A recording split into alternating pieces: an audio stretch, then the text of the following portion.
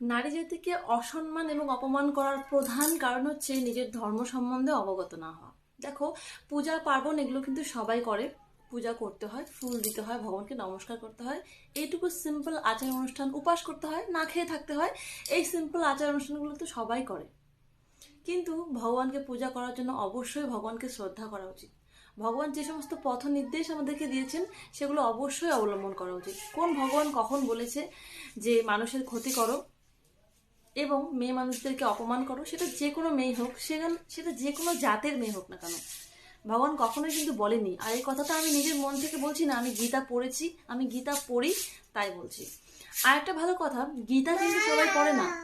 তার কারণ হচ্ছে গীতাতে কিছু কিছু এমন শ্লোক লেখা আছে, সেই শ্লোকগুলোর মানে পড়লে পরে এমনটা দাঁড়ায়, যেটা পড়লে কিন্তু সেই মানুষগুলো হয়তো যারা খারাপ কাজ করে তাদের নিজের উপরে গিলটি ফিল হবে যে আমি কি কাজ করছি, আমি কি কাজ করে বেড়াচ্ছি। আমার মনে হয় যে সমস্ত হিন্দু জাতিকে অন্তত পক্ষে একবার গীতা পড়া উচিত, অন্তত পক্ষে একটা বার প্রথম 4-5 পৃষ্ঠা হলেও পড়া উচিত। তাহলে হয়তো তারা অনেক কিছু জানতে পারবে। তাহলে হয়তো আজকে আমার এই ভিডিওটাকে জ্ঞান বলে মনে হবে না, অতিরিক্ত শিক্ষিত বলে মনে হবে না। আমি সত্যি কথা বলছি।